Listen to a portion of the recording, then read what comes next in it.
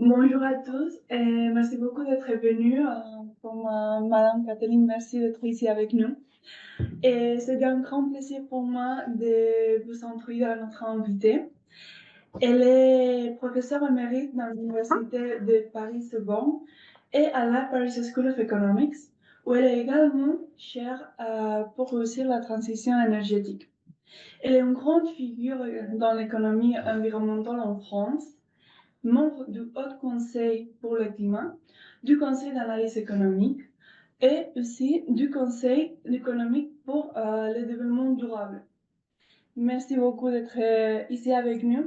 Elle va nous parler dans ce troisième séminaire Océan et Société sur une question essentielle, la sobriété, une question centrale pour penser à l'évolution de notre politique climatique. Une question dans un monde qui se contraint par les limites de planétaire. Merci et je vous donne la parole à Madame Schubert. Merci beaucoup, merci de m'avoir invité. C'est bien comme ça. Ouais. Excusez-moi parce que les slides sont en anglais, mais je vais le faire en français si personne, il n'y a pas d'anglophone. Non, ça va. Donc, je vais vous parler de la sobriété et je vais vous dire d'abord peut-être pourquoi, qu'est-ce que c'est, de quoi il s'agit et pourquoi on s'intéresse à ces questions. Donc, en anglais, on a traduit ça par sufficiency, on dit parfois aussi sobriety, donc ça dépend. Mais qu'est-ce que c'est exactement? De quoi il s'agit et pourquoi c'est intéressant pour les gens qui s'intéressent à l'environnement et au climat et aux politiques économiques qui pourraient être mises en place. Donc, pour mettre un peu de contexte, dans le cas du changement climatique, vous avez quatre grands drivers, disons, des émissions de CO2. Les émissions de CO2 sont proportionnelles à la taille de la population. Donc, plus il y a de gens, évidemment, plus il y aura d'émissions. Excusez-moi, juste il y a un petit larcène. Pardon, c'est trop fort? Non, c'est un larcène. Un Il y a un petit petit truc. Ah. On essaye comme ça. Merci. Ils sont proportionnels à la croissance du PIB par tête. Donc, plus il y a de croissance du PIB par tête, plus il y aura d'émissions. Elles sont proportionnelles à l'intensité énergétique du PIB et elles sont proportionnelles à l'intensité carbone de l'énergie. Donc, on voit ça très, très bien. Ça s'appelle l'équation de Kaya qui nous montre ça. Donc, je ne vais pas vous parler de taille de la population. Je ne vais pas vraiment vous parler d'intensité carbone de l'énergie, c'est-à-dire de transition énergétique. Je vais m'intéresser aux deux points en bleu là du milieu. Donc, quand on veut faire baisser les émissions, il y a une méthode qui semble évidente, c'est faire baisser la croissance. C'est ce qu'on appelle la décroissance, ou c'est ce qu'on a pu observer pendant la crise du Covid. On voit bien que quand il n'y a plus d'activité économique, les émissions baissent, ça marche très bien. C'est mécanique en fait. Plus subtil, disons, moins brutal, faire baisser l'intensité énergétique du PIB. Donc ça, c'est différent. L'intensité énergétique du PIB, c'est combien d'énergie il faut pour consommer, pour produire, pardon, une unité de PIB. Donc, on peut faire baisser cette intensité énergétique du PIB, donc continuer à produire la même chose, mais avec moins d'énergie. Et il y a deux volets à ça. Il y a un volet offre. On peut jouer sur l'offre, mais on peut aussi jouer sur la demande. Donc, si on s'intéresse à l'offre, et c'est ce que fait l'analyse économique en général, on peut s'intéresser à comment changer les méthodes de production, par exemple, pour avoir des méthodes plus circulaires, du recyclage, par exemple, la réutilisation des matériaux, moins d'obsolescence, etc. On peut jouer sur la technologie, donc mettre au point et adopter des technologies qui sont plus économes en énergie, des meilleurs moteurs, des meilleures lampes, meilleures machines, etc. On peut innover pour produire des biens plus efficaces aussi, qui ont moins de contenu en énergie. Donc ça, c'est le côté de l'offre, c'est pas ce à quoi je vais m'intéresser aujourd'hui. Et on peut aussi agir sur la demande. Donc la demande, là, ça va être le point qui nous intéresse, et ça consiste à changer de comportement. Donc, les points que je vais aborder aujourd'hui, c'est un peu la croissance du PIB et un peu ce côté changement de comportement, demande. Donc ça, c'est pour vous montrer très rapidement comment ces quatre choses que je viens de vous évoquer ont évolué au cours du temps au niveau mondial. Donc vous voyez en haut, ce sont les émissions de CO2. En rouge, c'est le PIB par tête. En vert, c'est la population depuis 1965. Donc vous voyez que tout ça, ça a augmenté au niveau mondial. Qu'est-ce que c'est qui a baissé? Donc qui a concouru à baisser les émissions finalement. Vous voyez que l'intensité carbone de l'énergie, elle a très peu bougé en fait. Vous voyez que ça a un petit peu baissé, mais très petit. Ce qui a vraiment joué, c'est la baisse de l'intensité énergétique du PIB. Donc on fait des voitures plus efficaces, des lampes plus efficaces, progrès technique, disons. C'est ça qui a permis, pour l'instant, de baisser les émissions. D'accord? Mais ce que vous voyez aussi sur ce graphique, c'est que, à part le petit creux de la crise de 2008, crise financière de 2008 et la petite baisse du Covid, vous voyez que ces émissions, elles continuent à augmenter. Donc, en fait, les progrès sont trop lents, et donc c'est pour ça qu'on s'est mis à s'intéresser aux côtés de la demande, hein, et qu'on a mis en avant ce concept de sobriété. Donc, les progrès sont trop limités et trop lents, comme j'ai dit. Donc, si on s'intéresse du coup à la demande, réduire la demande, là on peut se demander quelle demande, qu'est-ce qu'on veut réduire comme demande? Est-ce qu'on veut réduire la demande globalement? Donc ça, c'est la décroissance.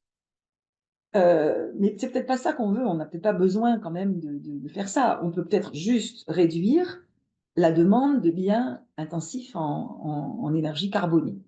Donc ça, c'est un changement dans la composition de la demande. D'accord? Donc, continuer à consommer, mais plus de théâtre et moins de voitures. Ou plus d'éducation et moins de viande rouge. Vous voyez? Donc, changement de la composition de la demande. Mais même ça, c'est dur. C'est pas si facile. Même si on s'intéresse pas à la décroissance, si on veut juste changer la composition de la demande, c'est difficile. Pourquoi? Parce qu'on a une espèce d'addiction aux fossiles. La société est organisée autour des fossiles. La voiture, par exemple, pour le transport domicile-travail, pour les gens qui sont dans des milieux ruraux, est indispensable. Les banlieues, l'étalement urbain, la voiture est indispensable. On est très addict aux fossiles, donc le changement n'est pas si évident. Donc on dit qu'il y a une dépendance au sentier. De plus, on peut se demander si c'est suffisant de réduire la composition de la demande. Et là, il y a toute une réflexion, je n'insisterai pas, mais juste pour vous signaler, il y a toute une réflexion sur qu'est-ce qui est soutenable finalement à long terme comme niveau de la consommation globale dans un monde, dans un univers fini. Qu'est-ce qui est soutenable? Qu'est-ce qui est too much? Qu'est-ce qui est trop? Comment on sait à quel moment on dépasse la consommation soutenable? Donc évidemment, il n'y a pas de réponse évidente à ça, hein.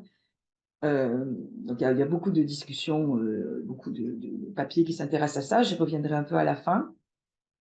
Et puis, il faut aussi considérer que le changement climatique, c'est pas notre seul problème. Même si on arrive à changer la composition de la demande en la rendant moins carbonée, disons, moins intensif en carbone, il y a toujours les autres problèmes planétaires, les autres limites planétaires, donc la biodiversité, tout ça qu'il faut également, bien sûr, considérer. Voilà, donc le contexte, c'est un peu ça. Donc, si je m'intéresse au changement de la composition de la demande, donc il y a deux moyens. Soit on peut faire des politiques de prix, taxation des biens polluants, par exemple, de prix ou des normes, des interdictions de consommer tel ou tel bien intensif en carbone.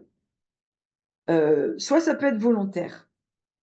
Donc les économistes, ils aiment bien les politiques de prix, parce que c'est le fonds de commerce des économistes.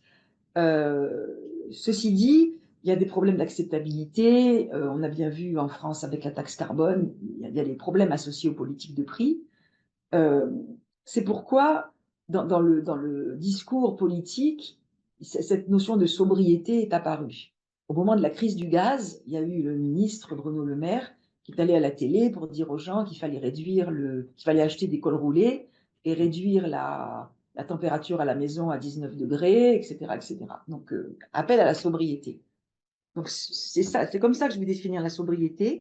Changement de comportement volontaire. Donc, réduction volontaire de la demande de biens intensifs en carbone. Donc, pas drivé par des politiques de prix.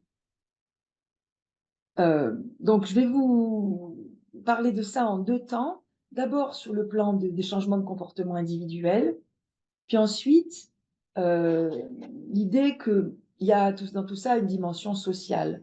Ça ne suffit pas de s'intéresser au comportement individuel parce que les changements de comportement se placent dans un contexte social qui facilite plus ou moins les changements de comportement. Donc, on regardera ensuite ce deuxième aspect. Pardon, je n'ai pas d'heure. Vous me direz quand je parle trop. Alors, au niveau individuel.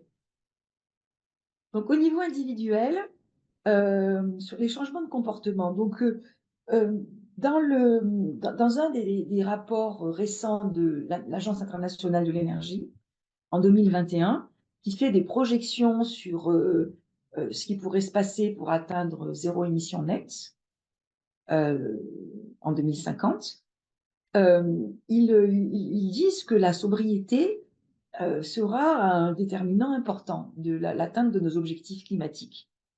Donc, elle est définie comme un changement de la composition de la demande, mais on voit bien dans leur définition que quand même les choses sont assez floues. Il y a des frontières assez floues entre ce qui est de la technologie, ce qui est vraiment de la demande. Donc, voilà. Donc, pour eux, 3 types de changements de comportement définissent la sobriété. Réduire l'utilisation excessive ou wasteful de l'énergie. Changer de mode de transport, donc passer de la voiture à la bicyclette, marcher, etc. Switcher de l'avion au train, par exemple, pour les distances assez courtes. Et aussi faire des gains d'efficacité énergétique dans les matériaux, en recyclant plus, etc. Donc ce dernier point, ce n'est pas vraiment un changement de comportement. Moi, je l'aurais plus mis dans le côté de l'offre. Mais bref, voilà comment ils définissent la sobriété. Et voilà dans leur scénario le rôle que ça peut avoir. Donc le changement de comportement, l'effet que ça peut avoir dans l'atteinte de nos objectifs de réduction des émissions, c'est le vert. Donc vous voyez, pour eux, c'est assez petit finalement. Donc il y a une place pour les changements de comportement, mais il y a une beaucoup plus grande place pour les changements technologiques en fait, le bleu et le orange. Donc assez petite place. Pour le GIEC, c'est assez différent. Donc le GIEC a une définition assez différente et met beaucoup plus de place, beaucoup plus de poids au changement de comportement dans l'atteinte des objectifs de zéro émission nette. Donc, dans le dernier rapport de 2022, chapitre 5 du volume 3, là, ils définissent la sobriété comme un ensemble de mesures et de pratiques quotidiennes qui évitent la demande en énergie, en matériaux, en terre et en eau, tout en assurant le bien-être humain à l'intérieur des limites planétaires. Ils évaluent le potentiel de réduction de la demande pour réduire les émissions de gaz à effet de serre à 40 à 70%. Donc c'est énorme en fait. Pas du tout pareil que l'Agence internationale de l'énergie. Et ils font ça, ils considèrent qu'il y a 3 étapes. Ils appellent ça Avoid, Shift, Improve. Donc Avoid, c'est abandonner carrément certaines consommations très émettrices. Donc abandonner par exemple le transport aérien longue distance, ne plus avoir de voiture.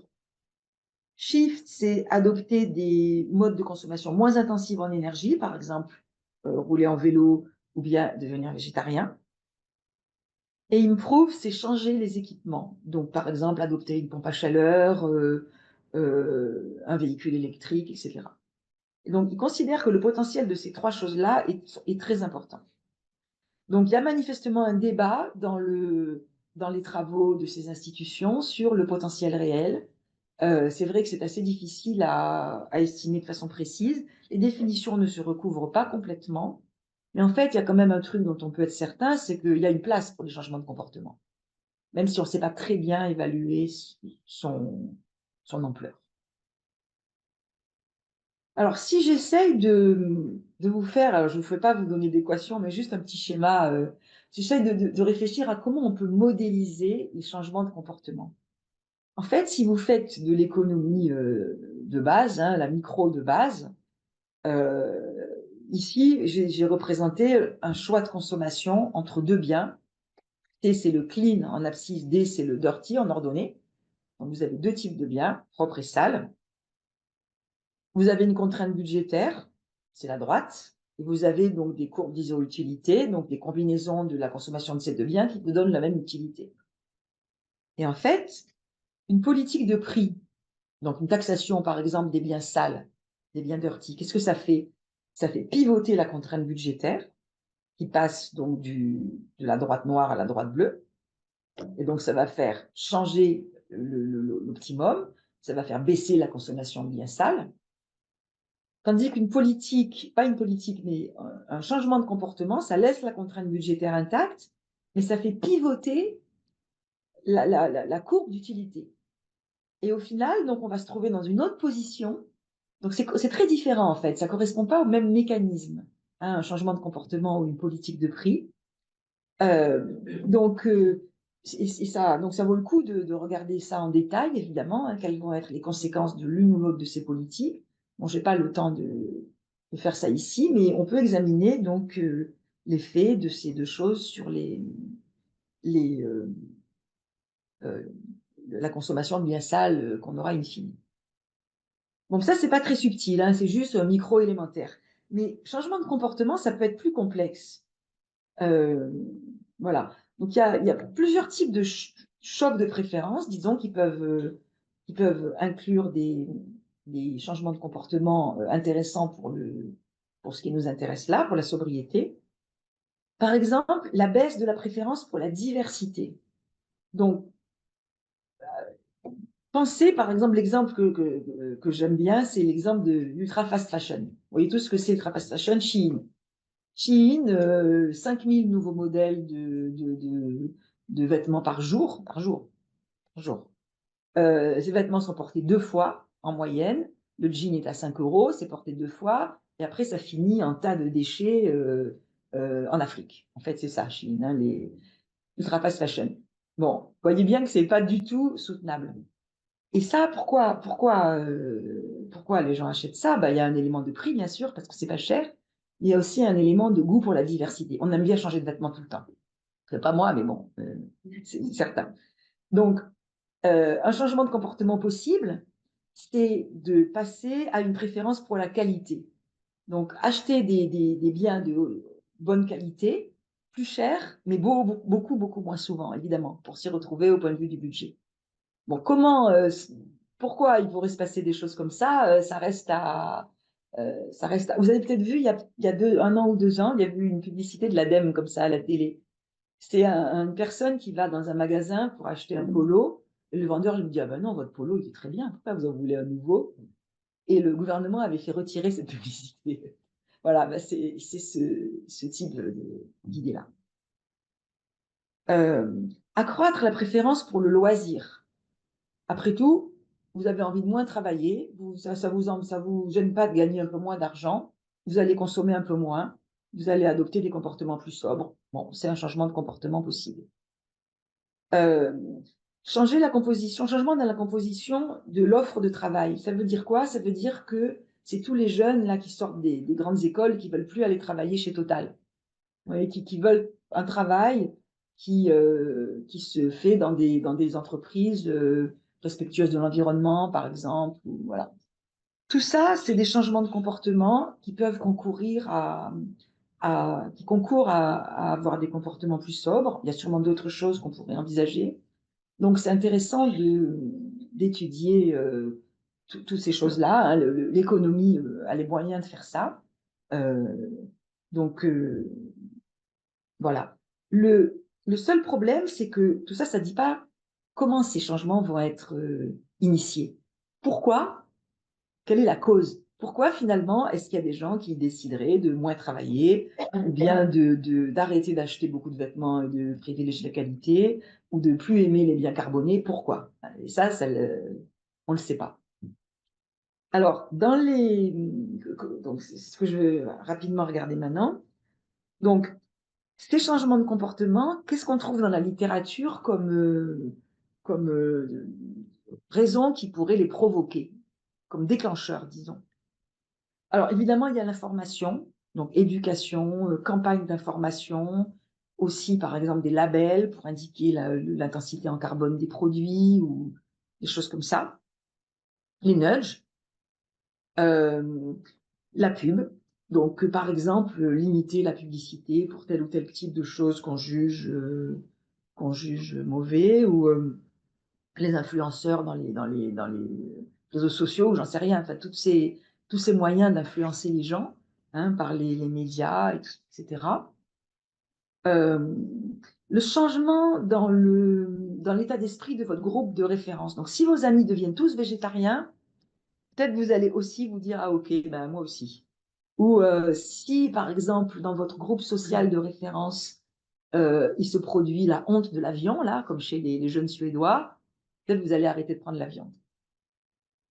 Le renouvellement des générations. Peut-être que juste le simple fait que les jeunes remplacent les vieux qui n'étaient pas dans cet état d'esprit-là va faire changer les préférences de la société. Et les politiques de prix elles-mêmes, qui peuvent finalement induire des changements de comportement. On arrête de prendre la voiture, on prend le vélo parce que la voiture c'est trop cher. Puis finalement, après, on est content parce qu'on s'aperçoit qu'on est en meilleure santé, qu'on aime bien faire du vélo. Et du coup, on est content d'avoir changé de comportement. Vous voyez, donc, il y a tout un ensemble de choses qui peuvent déclencher ces changements de comportement. Euh, donc, bon, ça vous verrez, c'est un peu ce que je viens de dire.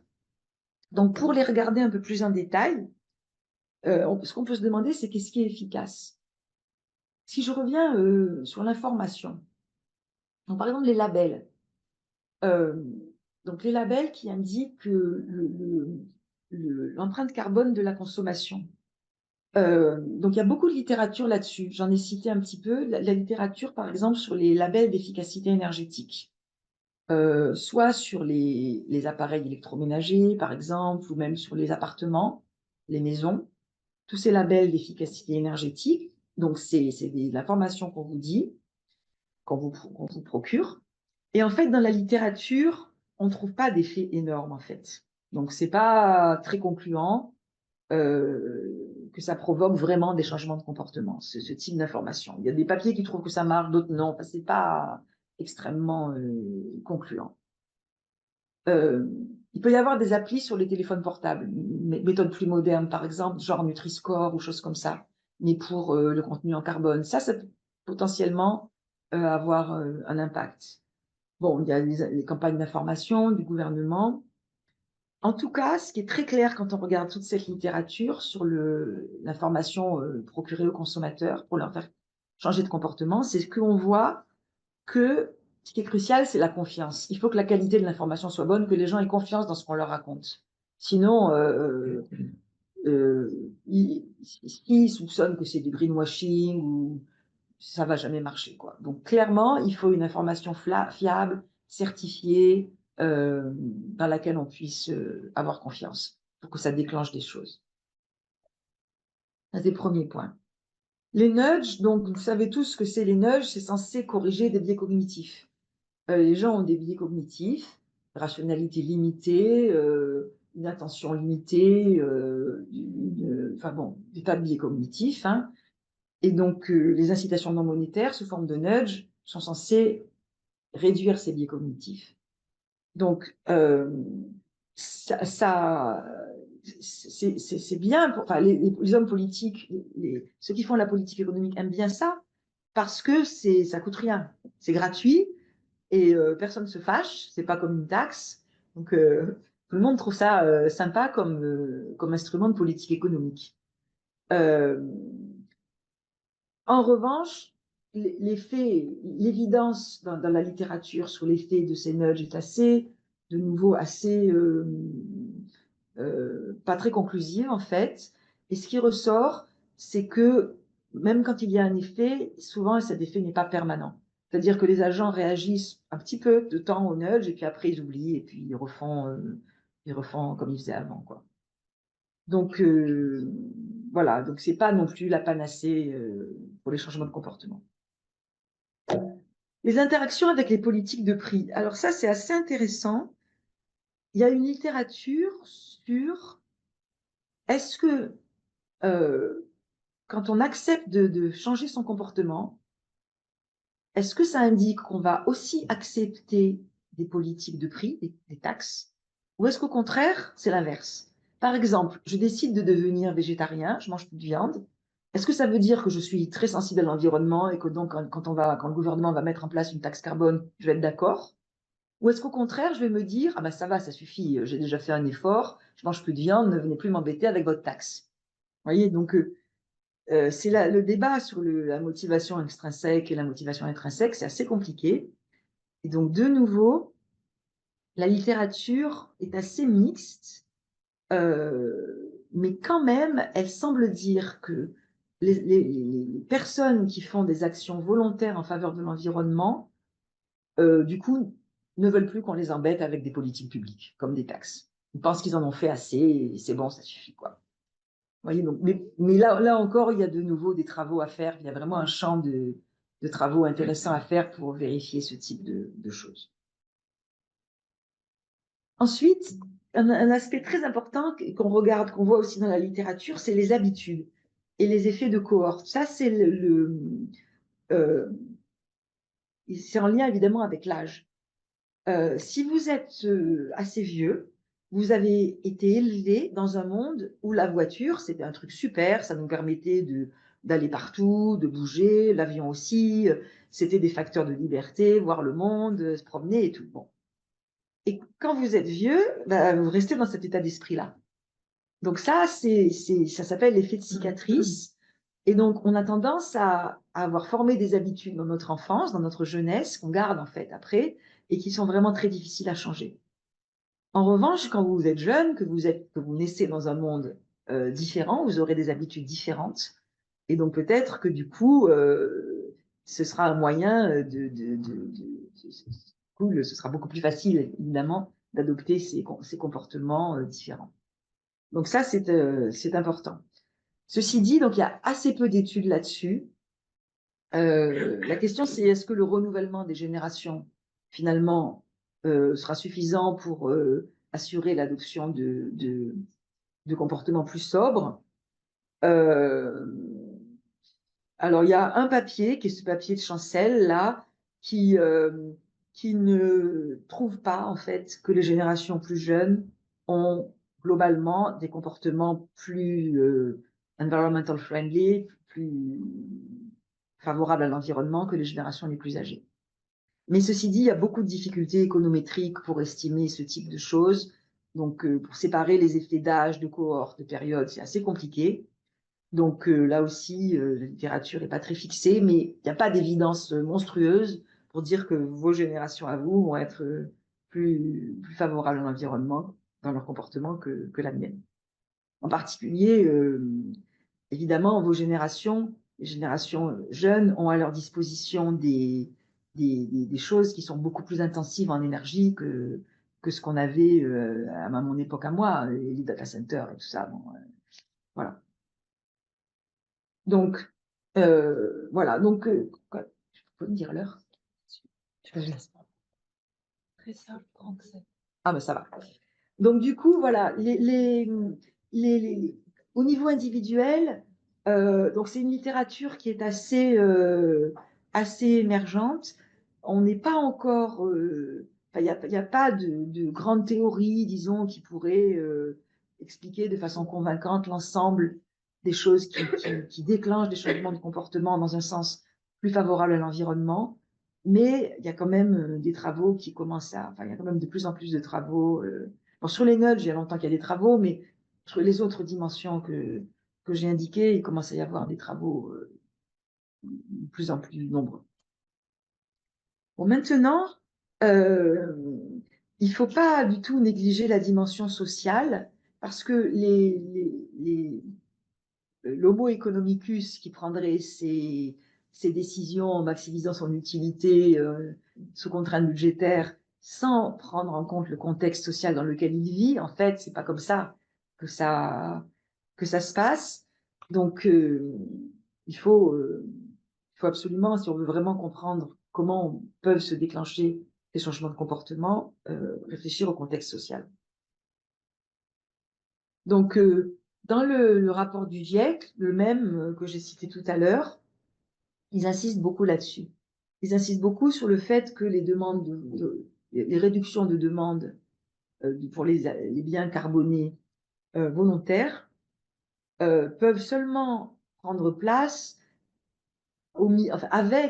à côté de changements sociétals, technologiques et institutionnels. Ça ne peut pas être juste des actes individuels. Ça ne peut pas dépendre juste de la volonté individuelle de chacun de faire des petits gestes favorables à l'environnement. Donc,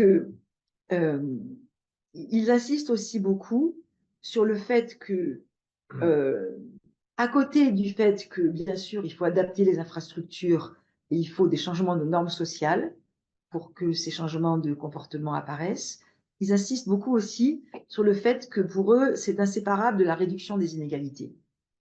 Donc, j'ai essayé de dire pourquoi. Alors d'abord, les infrastructures. Il y a une chose qui est évidente, c'est que si vous décidez de vous passer de votre voiture, mais que vous n'avez pas d'alternative, qu'il n'y a pas de transport en commun, qu'il n'y a pas de piste cyclable, qu'il n'y a rien à la place, vous ne pourrez pas. Donc, clairement, pour devenir sobre, pour changer de comportement, adopter des comportements dans le sens de la sobriété, il faut en avoir les moyens. Donc, ça, c'est évidemment la responsabilité de la société de fournir, enfin, de l'État, de fournir ces infrastructures. Donc, comme je disais, des trains rapides, des pistes cyclables, etc., etc. Donc, d'ailleurs, ça ne vaut pas que pour les changements de comportement volontaire, ça vaut aussi pour les politiques de prix. Si on augmente beaucoup le prix de l'essence avec une taxe carbone, mais que les gens n'ont pas d'alternative pour aller au travail, il y a un problème. Donc, fournir les infrastructures appropriées pour que les changements de comportement soient possibles, ça semble vraiment une évidence, quoi. Donc, si ces infrastructures deviennent disponibles, alors il peut y avoir des changements structurels qui se produisent dans la société.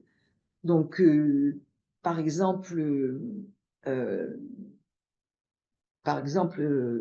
je sais pas moi, j'en ai cité là quelques-uns, hein, les nouvelles façons de travailler, plus de télétravail, par exemple, des nouvelles façons d'habiter dans l'espace, donc se rapprocher des centres-villes, pouvoir aller au travail en vélo, etc., etc. Donc, des changements vraiment de la structure de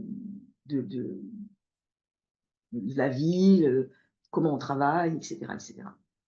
Quand on regarde par exemple les rapports de RTE, donc il a fait des rapports sur le futur de la consommation d'énergie en France, on voit que dans tous ces rapports, ils prévoient, pour arriver à nos objectifs de réduction des émissions de CO2, de zéro émission nette en 2050, ils prévoient ce type de changement et que sans ce type de changement, on ne peut pas y arriver.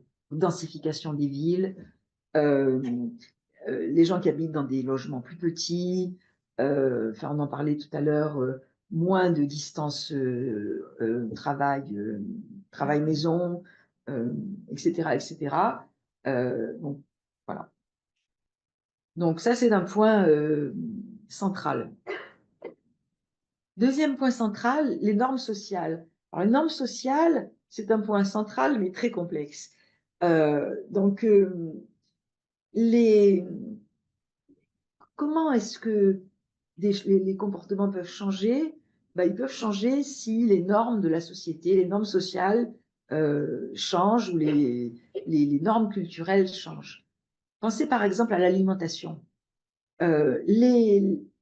La façon dont on se nourrit est très symptomatique, enfin, très révélatrice de notre identité. Les identités culturelles, enfin, la nourriture, c'est un marqueur culturel fort. Les Italiens, ils adorent leur nourriture. Ils peuvent pas, enfin, tout le monde a, enfin, les Français aussi adorent leur nourriture. Bon, il y a un marqueur culturel fort. Comment on change ça? Si on a envie de changer, mais comment est-ce qu'on peut changer ce type de culture? En particulier, si je prends l'exemple de la consommation de viande rouge, en France, il y a beaucoup de résistance à ça. Euh, c'est vraiment à cause de la culture culinaire, en fait, et du fait que depuis longtemps, on pense que la viande rouge, bah, c'est bon, ça donne des muscles, je sais pas quoi, des trucs, bon, des choses comme ça, et puis que c'est bon à manger. Bon, donc ça, c'est ce type de changement, c'est que c'est dur, en fait. Euh, donc, il y a des questions. Comment changent les valeurs? Comment changent ces caractéristiques culturelles? Donc, il y a un peu de littérature. Il y a dans le rôle de la transmission culturelle. Si essayez, vous allez voir vos parents pour les plus jeunes. Vous allez voir vos parents, vous leur dites ah ben demain je vais devenir végane. Ils vont vous dire oh là là, mais non ma pauvre, tu vas devenir toute maigre, tu vas être faible. Vous voyez, ben c'est ce type de choses. Bon. Donc, comment on peut changer ça? Alors, il peut y avoir la politique publique, l'exemple par exemple, l'interdiction de fumer dans les restaurants et dans les lieux publics. Avant, tout le monde fumait dans les restaurants et dans les lieux publics. La politique a dit c'est fini, on peut plus. Finalement, personne n'a fait de manif pour se plaindre. Ça s'est passé assez rapidement et assez facilement. Donc, les politiques publiques peuvent causer ce changement de norme sociale. Il peut y avoir des chocs exogènes. Le Covid. Le Covid, finalement, a fait entrer dans les mœurs le télétravail. Avant, personne ne faisait télétravail. Maintenant, il y a beaucoup de gens, si on leur dit vous devez retourner au travail 5 jours par semaine, ils ne sont pas du tout contents. Donc, des chocs comme ça peuvent causer des changements de comportement et de normes sociales rapides. Il y a aussi les effets de pair ou l'apprentissage social. Par exemple, si vous voyez tous vos voisins qui se mettent à installer des panneaux solaires, ben, dans le fond, vous vous dites, ah oui, ben, c'est peut-être pas une si mauvaise idée, je vais réfléchir aux panneaux solaires. Donc, des effets d'apprentissage et d'observation de ce que font ses voisins ou ses pairs. Le rôle des médias, bien sûr. Voilà, donc on voit bien que ces changements de normes sociales, c'est compliqué. Mais on voit bien aussi qu'il faut éviter si on veut que ça se produise, il faut éviter de donner aux gens des injonctions contradictoires, des messages contradictoires. Donc, il y a des exemples évidents, hein, c'est qu'on dise aux gens, vous devez vous chauffer à 19 degrés chez vous, et puis juste après, à la télé, il y a une pub pour les SUV qui consomment des quantités d'essence énormes. Vous voyez que bon, ça, c'est une injonction clairement contradictoire. Donc, ou alors le transport aérien low cost. On vous dit il faut être sobre, mais on vous propose l'aller-retour pour les Maldives à 30 euros. Enfin, j'exagère sûrement. Bon, etc. Donc, on voit bien qu'il faut, pour que ça se produise, une orientation, enfin, un contexte général où les différentes injonctions vont dans le même sens. Sinon, c'est trop compliqué pour les gens. Ils ne peuvent pas. Bon. Alors ensuite, la question importante de est-ce que finalement, il faut que tout le monde ait est-ce qu'on veut ça? Est-ce qu'on veut que tout le monde adopte un comportement plus sobre? Clairement, c'est pas le cas parce que vous avez quand même des gens dans la population qui sont déjà à la limite en fait en termes de consommation, qui plutôt ne consomment pas assez. Alors, je ne parle même pas des pays en développement, c'est évident, mais même dans un pays comme la France, clairement, on ne peut pas demander les mêmes efforts à tout le monde. C'est la question du partage de l'effort. Les changements de comportement, c'est pas forcément quelque chose qui doit être uniforme. Donc là, il y a de nouveau toute cette discussion, bon, très présente dans les rapports du GIEC, hein, mais à laquelle j'ai fait allusion tout à l'heure. Qu'est-ce qui est trop de consommation, qu'est-ce qui est décent, qu'est-ce qui est suffisant, qu'est-ce qui est pas suffisant. Il n'y a pas du tout d'accord là-dessus. On peut pas. C'est très difficile de définir sur des bases objectives qu'est-ce que c'est qu'une consommation suffisante et à partir de quand ça devient trop.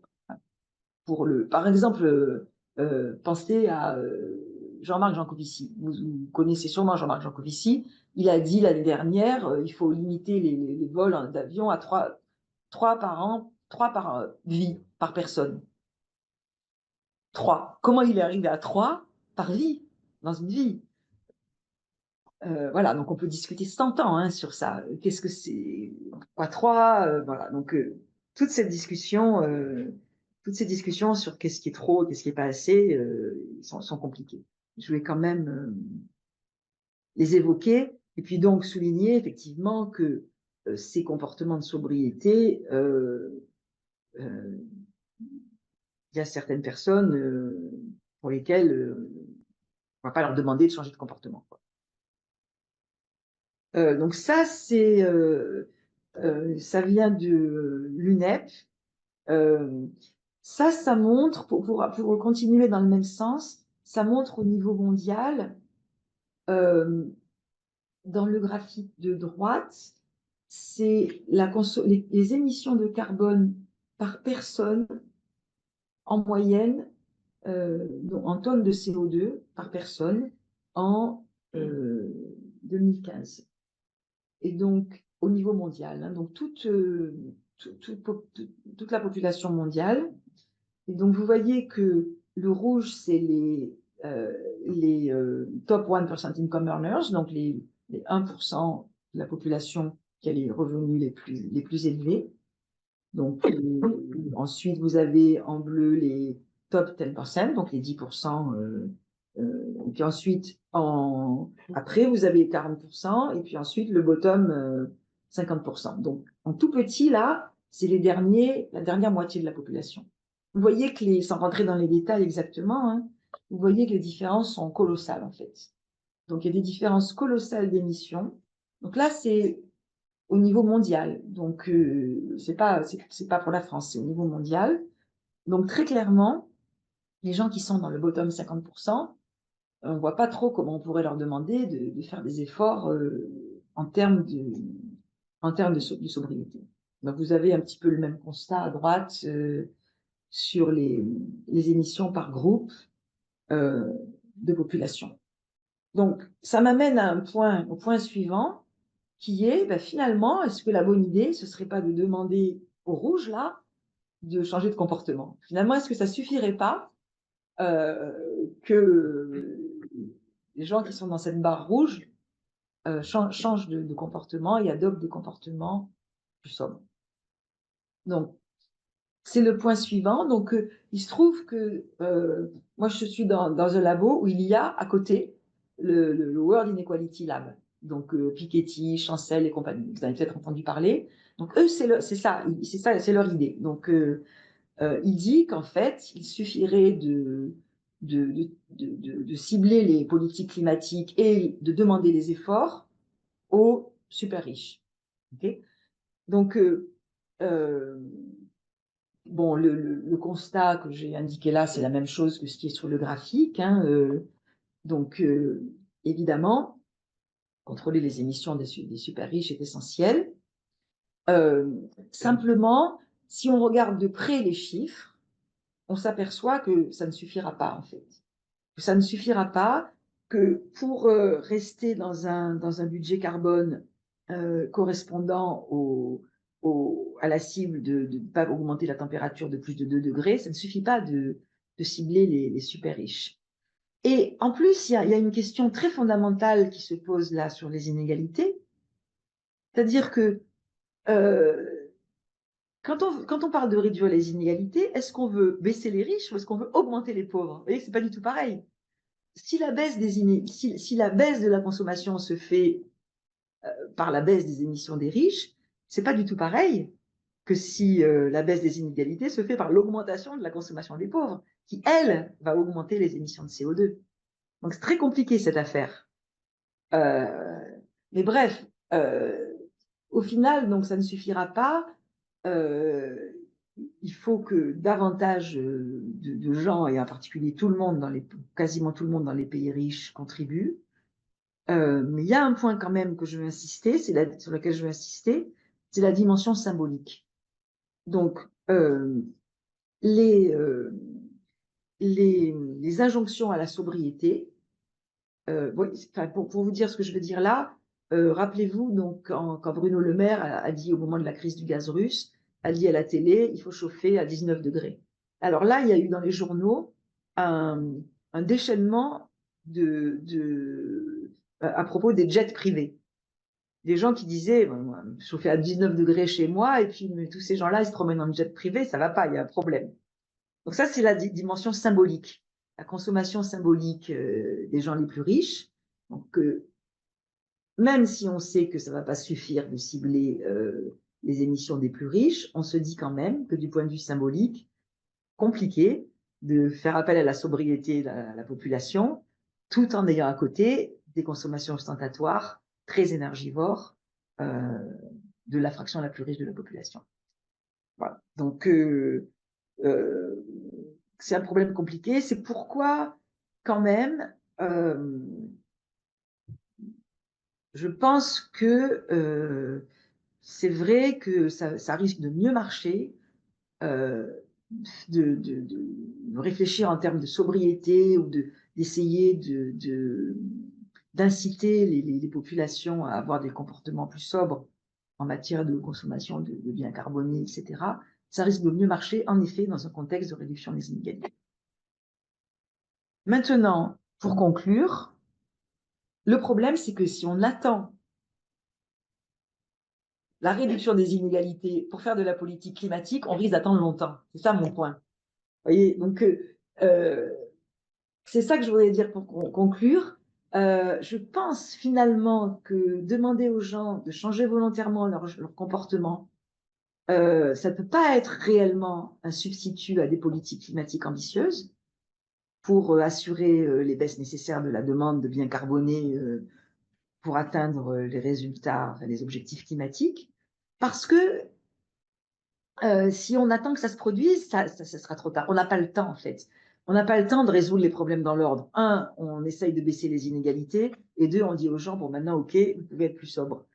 C'est pas possible, il nous reste pas assez de temps. Donc, je pense que